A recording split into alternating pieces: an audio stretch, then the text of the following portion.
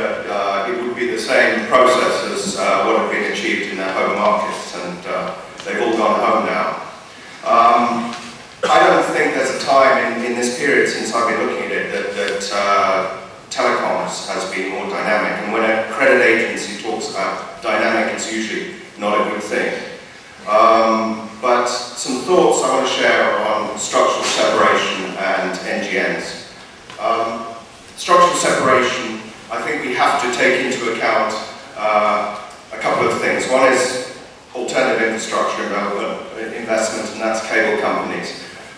It strikes me that when I look at Holland and Denmark, and perhaps even the UK, where there is very, very strong cable competition, LLU rates are very low, perhaps not so much in the UK, which is still above EU average, but certainly in Denmark, certainly in Holland.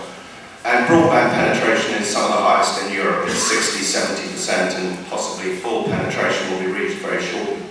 So when you look at that aspect, you ask yourself, really, is there any point in trying to foster some sort of separation, functional or full separation? And I think the answer is no.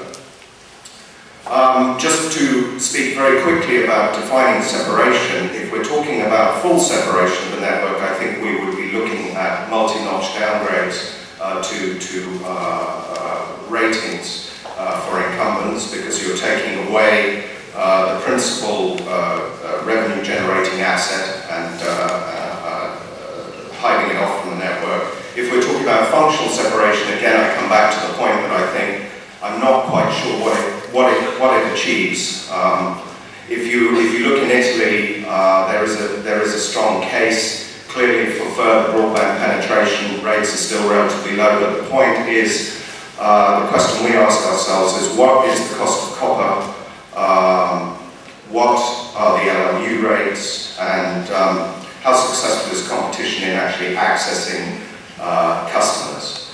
The question of access is obviously a problem for the regulators, but functional separation, putting the assets into a separate company, perhaps creating an independent board, it may result in some governance, some better governance, some clarity, but from a rating agency standpoint, we're not putting too much faith in that process. It's really whether or not you can access the customer and whether or not you have alternative infrastructure in your company, in your